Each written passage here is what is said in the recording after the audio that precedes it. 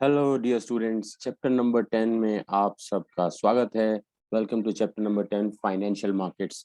ये चैप्टर मुझे पता है स्टूडेंट्स को काफ़ी डाइसी लगता है इन द सेंस, और टफ भी लगता है इन द सेंस कि आपको उसमें कई बार कॉन्सेप्ट्स क्लियर नहीं हो पाते हैं। मेरी कोशिश रहेगी कि यहाँ पे मैं जो केस स्टडीज लाया हूँ उससे आपके कॉन्सेप्ट खुले, आप प्रैक्टिस कर पाओ।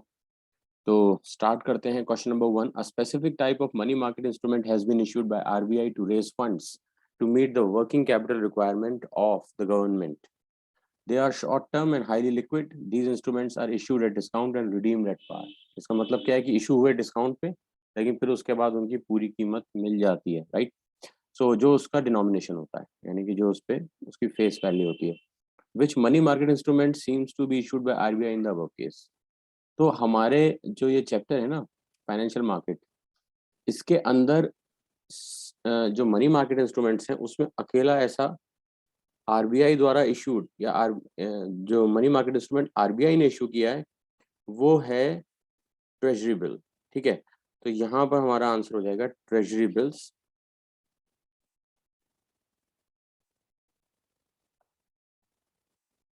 तो आंसर हो गया ट्रेजरी बिल्स। ठीक है, what is the other term use for this instruments. अब आपने एक चीज देखी होगी, issued at discount and redeemed at par है। ठीक है ना, कोई कूपन रेट इसमें अवेलेबल नहीं होता है कि जैसे कोई हम आरबीआई कोई इंटरेस्ट रेट इसके ऊपर ऑफर नहीं करता है। बस ये होता है कि ये डिस्काउंट पे इशू होता है और जो इसकी वैल्यू होती है उस पर मिल जाता है। तो जो जो गैप है वही वो है, क्या कहते हैं, जो गैप हो रहा है वो गैप ही इसमें आप कह सकते हो, जो आपकी इसके अंदर जो आपको एक तरीके से इंटरेस्ट के फॉर्म में, तो हिडन इंटरेस्ट कह सकते हो आप। इसका दूसरा जो टर्म है, इसी वजह से जीरो कूपन बॉन्ड कहा जाता है इसको। ओके, जीरो कूपन बॉन्ड कहा जाता है। These instruments are issued at discount and redeemed at par. ठीक है, तो ये आइडेंटिफाई, अब यहाँ पे क्या क्वेश्चन कहता है, identify the concern line given in the above case in relation to the question. तो वो कंसर्न लाइन कौन सी है, ये वाली। मैं इसको अंडरलाइन कर देता हूँ इस कंसर्न लाइन को। ये वो कंसर्न लाइन है, they are issued at discount and redeemed at par.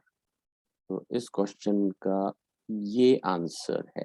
ठीक है, ओके। सो ये हमारा क्वेश्चन नंबर 1 यहाँ पे कंप्लीट होता है।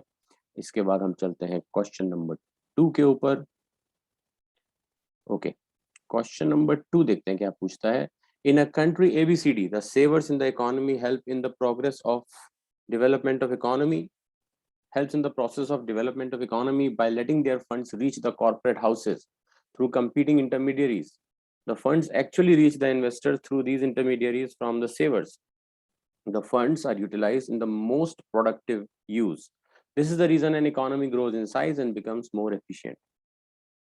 So ये आपने एक फाइनेंशियल इंटरमीडिएशन का प्रोसेस पढ़ा होगा, जिसमें हाउस होल्ड से पैसा कहाँ पहुंचता है, इन्वेस्टर्स तक, और बीच में कौन होता है, या तो हाउस होल्ड अपनी सेविंग्स कहाँ डालते हैं, बैंक्स में जिसमें उन्हें रेट ऑफ रिटर्न मिलता है, और या फिर वो लगाते हैं पैसा स्टॉक मार्केट में। स्टॉक मार्केट में ये कंपनी यानी कि इन्वेस्टर्स ही अपने शेयर्स इशू करते हैं या फिर ये लोन ले लेते हैं बैंक से। तो ये बीच में ना, ये जो बैंक्स और फाइनेंशियल मार्केट्स हैं यही कंपीटिंग इंटरमीडियरीज बन जाते हैं।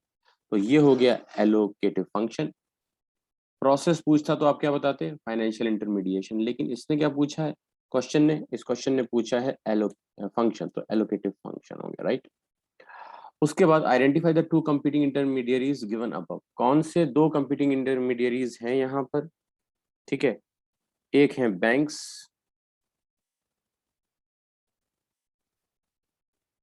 ठीक है, एक है फाइनेंशियल मार्केट्स। तो बैंक्स एंड फाइनेंशियल मार्केट्स, ये दो हो गए, राइट। Question number 2 के answers हो गए। Let us come to question number 3.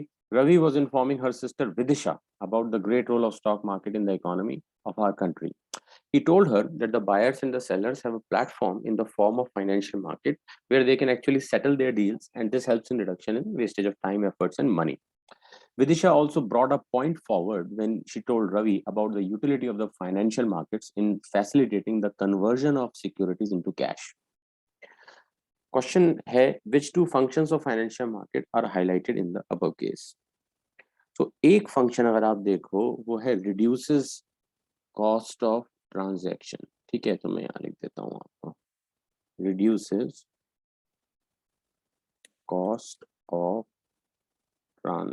Transaction. और ये कैसे पता लगता है हमको जी, ये कॉस्ट ऑफ ट्रांजैक्शन वाली बात डिस्कस हो रही है, रिड्यूसेस कॉस्ट ऑफ ट्रांजैक्शन। ठीक है, ये जो पॉइंट है हमारा, इसको अगर हम देखें तो ये जो लाइन है ना, ही टोल्ड हर दैट, मैं इस लाइन को अंडरलाइन करता हूँ, एक मिनट, हाँ, he told her that buyers and sellers have a platform in the form of financial market where they can actually settle their deals, and this helps in reduction in wastage of time, efforts and money। तो ये वो line है जो इसके अंदर जाके click होती। ठीक है, ये लाइन समझ में आ गई आपको? ओके, अब हम देखते हैं दूसरा कौन सा यहाँ पे हाईलाइट हो रहा है, वो है प्रोवाइड्स लिक्विडिटी टू, ठीक है ना, provides liquidity to financial assets. ठीक है, और ये जो पॉइंट हमको दिखता है वो दिखता है इस लाइन में। Vidisha also brought a point forward, she told about the utility of the financial markets in facilitating the conversion of securities into cash। ये देखा, तो ये जो पॉइंट है ये यहाँ पर हाईलाइट हो रहा है, ये लाइन वो पॉइंट ले रही है। ठीक है, तो ये दो हमारे फंक्शंस हैं फाइनेंशियल मार्केट के जो यहाँ पर हाईलाइट होते हुए हमको दिखाई दे रहे हैं। ठीक है, आई थिंक कोई डाउट नहीं होगा इसके अंदर। अब हम आते हैं नेक्स्ट क्वेश्चन के ऊपर। Let us come to the next question, question number 4। XYZ Public Limited has issued money market instruments to fund its working capital requirements. The company is trying to raise funds in order to meet the flotation costs recently incurred in issuing equity shares.